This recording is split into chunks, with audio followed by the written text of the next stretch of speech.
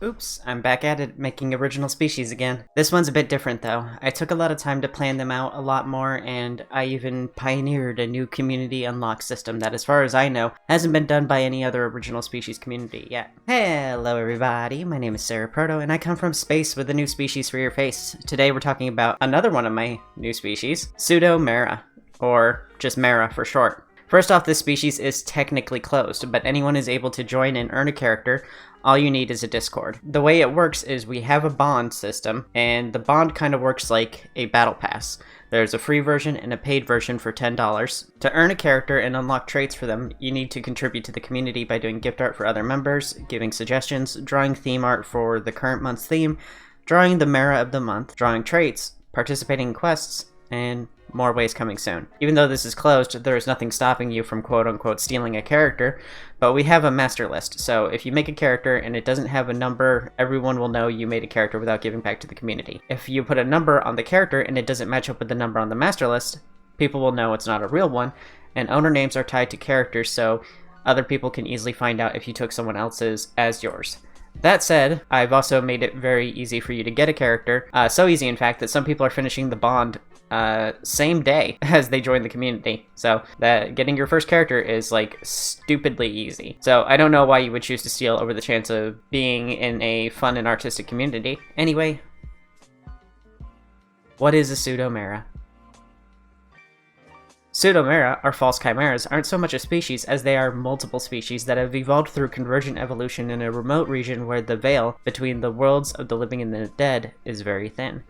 These species have evolved to dwell in this highly dangerous region in many ways, but the main being their ability to bond with spirits who live in their world. A Mera is a host who allows themselves to be possessed by spirits in order to heal the spirits, receive their knowledge, companionship, to reunite with lost lovers, gain new abilities and powers, and many other reasons. The relationship is almost always mutually beneficial in some way. The name Pseudo-Mera comes from a portmanteau of pseudo, as in fake or false, and Mera, which is short for chimera. So their name literally means fake chimera. This name comes from the way that they grow additional appendages when possessed. They grow appendages usually in the form of additional tails, with a sock puppet-like head appearing at the end. Most Mera have at least two tails, and the most common combination is some sort of combination of cat, goat, or snake-like host, with two tails possessed by one of the other two spirits. This makes them appear similar to chimera, but in actuality are entirely unrelated. Even though the snake-cat-goat trio is the most common, there's a lot of variety in the species of hosts, spirits, and many different styles of possession to be added in the future. Pseudo-Mera biology. Pseudo-Mera have grown such an extreme dependence on their bond with spirits that without a spirit, they are almost entirely featureless. Many are born without ears or any of the features that are defined by their origin species. The reason they evolved this way is likely an influence from the veil. Being in such close proximity to where the spirits live has resulted in them becoming highly receptive to possession, making them essentially a lightning rod for spiritual energy. Some may view them as a blank slate, but a Mera isn't without a personality, mind, or appearance of their own. They still have their own unique fur patterns, so they can still be easily distinguished from one another, and if a Mera were to never inherit a spirit, they'd continue living a full and happy life. But they might feel left out and would constantly crave to be around other creatures, or else they might get lonely. Every Mera is capable of being a host for spirits, but the number of spirits a Mera is capable of being host for depends on the individual Mera. So one might say that's what sets each Mera apart. How many spirits they host, how strong of spirits they can host, and how useful the spirits are for their particular lifestyle, as each Mera has its own free will, as do the spirits. Aside from external differences, the inside of each Mera's body is the same as other non-Mera species. They can do everything the species they evolved from can. They can eat, drink, burp, bone, reproduce, and poop, just like everybody else. You probably wondered why I mentioned their ability to poop, but a lot of original species can't poop, such as Dutch angel dragons. The only difference internally is that they eat more than the average person because they need to fuel themselves and enrich their souls, or the spirits will find themselves not being able to maintain their bond. How Mera get spirits. A Mera's first possession depends on the culture of their region. There are 5 known regions, and each have their own viewpoint on death, afterlife, and how a young Mera gets their first spirit.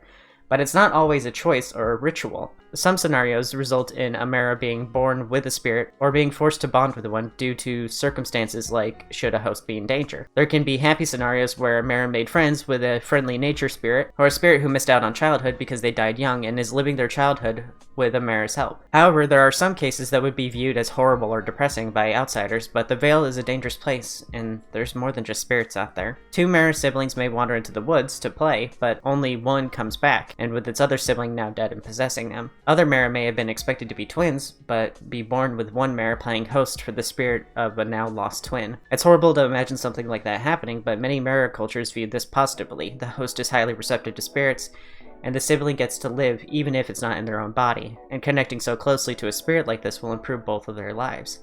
After all, they aren't dead. They just look a little different.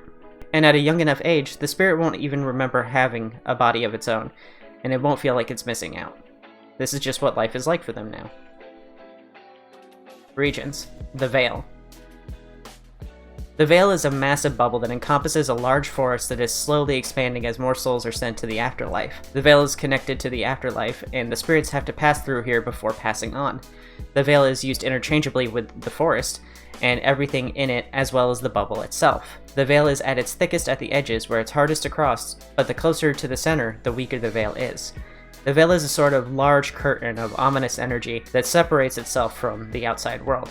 The energy is enough to deter any species from wanting to wander inside. People who wander too close will get confused, anxious, or walk in circles until they leave the area, and if they manage to make it in, well, they live with the Mera now, because there's no getting back out. Inside the Vale is where Mera, spirits, and monsters live. From the inside, the edge of the Vale is populated densely with negative energy that monsters feed on until strong enough to decide to rampage and cause harm to the inhabitants of the Vale. Because of this, the Mera in the Vale choose to live as closely as possible to the center in the region called the Glade. Monsters of the Vale.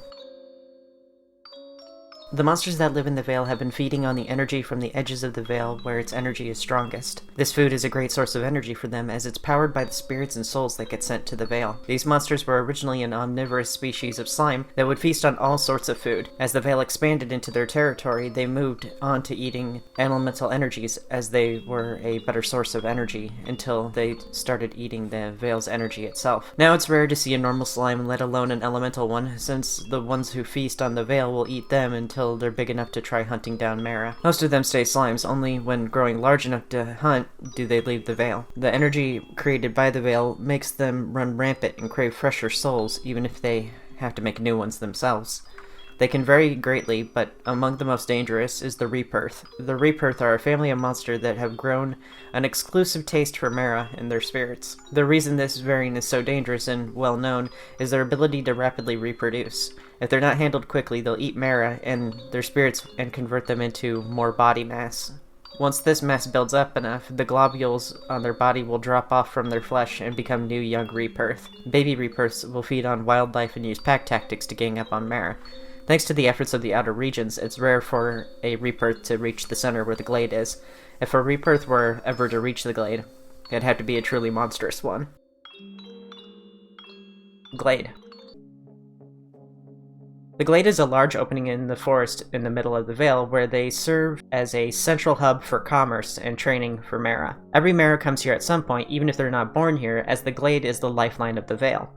The Glade itself is a big city surrounded on all sides by forests and is located where the Vale's influence is the weakest. You can even look up and see where the Vale thins and the sun shines through. The city itself is mostly made of stone and hasn't been upgraded despite the advancements they made in technology. The Glade is as safe as can be, as long as you don't wander into the forest.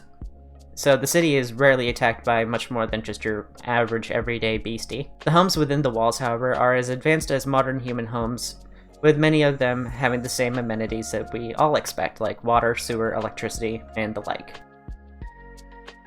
Glade Culture.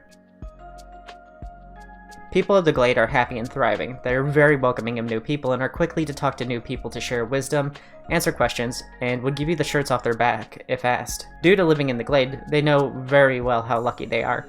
No one here goes without, and outsiders are often viewed favorably and with pity. They assume that everyone from outside the Glade is suffering, and that's true to some extent. Most of the people here train in their vocation of their parents or become guards or adventurers to help quench their thirst for altruism. Everyone here helps everyone because a society only thrives when everyone thrives. Because of this, outsiders often view them as hating money, when in actuality, they just have all their needs met and don't crave for much more other than their own personal goals and self-fulfillment. The Mera here often gain their first spirit by total accident, as none are pressured to get their first bond, and are instead urged to do what makes them happy. As such, many Mera here will bond with spirits of lost loved ones or play host to a forsaken couple, but many make their bonds with benevolent spirits who are drawn to individual Mera. The spirits here usually live in a mutually beneficial relationship with their host. The spirit and the host enjoy each other's company. More regions exist within the Vale, and will be added in future updates for the species.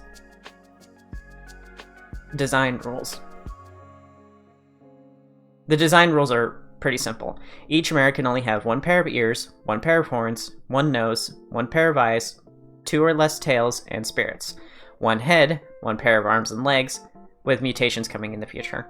Spirits can be realistic or sock puppets and can only be the length of a sock, but all of those rules are changeable with traits and bonds. For lore stuff, Mera don't currently exist outside of the Vale, and you can draw them in scenarios with other species like space stuff, but canonically they haven't left the Vale yet. Traits are earned from spirits and bonds. When a Mera makes a pact with a spirit, they provide a physical body for the spirits, while the spirits give them various traits in order to improve their survival in the Vale. This bonding process is represented by the bond system, which is just a furry battle pass that I made. I made this species before, but one day I tweeted out, original species have cornered microtransactions and stuff like that, and the fandom's monetized in a lot of different ways, but no one has done a battle pass yet. And I tweeted that out as a joke, and then I was like, oh wait, I can do a battle pass, so I'm doing the battle pass thing now. So it's goofy, but it's still essentially just a currency system. Basically, you make contributions to the community and get experience points that we call pips. And when you get enough pips, you go up a level and unlock more traits to add to your character. New characters, new spirits, and more stuff. The starter bond helps walk everyone through the creation process, starting from left to right, and anyone can do it for free. They just have to join the Discord and start earning. If you do join the Discord, make sure to check the Getting Started page and, read it. A lot of the questions you have already been answered in that section. Everyone has to do the starter bonds because future bonds might require a character in order to add traits to them, but some bonds will have new characters as well. The starter one is always available, but there is also a seasonal bond active every 3 months starting from April 1st. This isn't an April Fool's joke, but the first season is about partying and goofy stuff to celebrate the release, so April 1st is the best day to start that season, because, silly day. These seasonal bonds are a way for me to update the species going forward. They last about 3 months, and I use them as an opportunity to expand on the lore, spirits, traits, hosts, tales, mutations, factions, themes, and more. Think of it like a game update. People who buy the premium version of the Battle Pass help support me and help me create more. If you want to skip the starter bond, you can by buying an adopt from me or one of the approved artists. You can send me $2 to pay for level skips. $2 a trait is pretty cheap compared to most groups. And you can always earn the levels by donating art for bases, traits, doing gift art, giving suggestions, participating in quests, drawing the Mera of the Month, drawing the monthly themed pick, and more. There are so many ways to earn pips, you will absolutely blaze through the first bond pass. For info on bonds, join the Discord and watch the video in the Getting Started channel. This video, by the way, is the official announcement that the species is now open to the public. You can join the community using the link on screen. I put it this far into the video because I want the serious ones to join first. Think of it as being a reward for watching the whole video.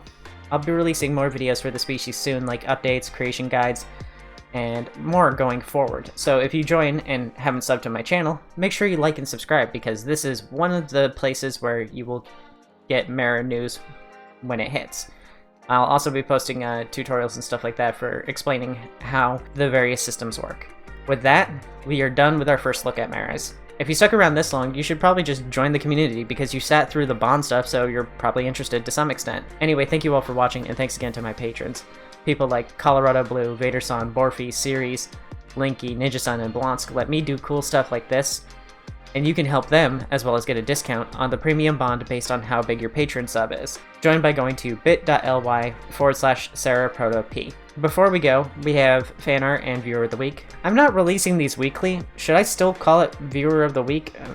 I guess viewer of the month. Anyway, Barry Jones says, I love this series. It's great to listen to while I work on my own original species. I hear this comment a lot, and it's funny because YouTube puts a lot of pressure on us to use as much visuals as possible in order to keep engagement and attention high. We have to constantly be throwing things at your face, and that's why I don't like releasing videos with very few graphics, because people get bored, especially if they're watching this on their TV and are trying to 100% focus on it. It makes me happy that people do listen to it, but it's also like, if everyone just listens to it, what was the point of me putting all the video stuff in? But it's cool to know that even if you're not watching with your eyeballs, that I can still keep your attention with your ear holes. So thank you everybody for watching, and I'll see you all next time. Bye bye.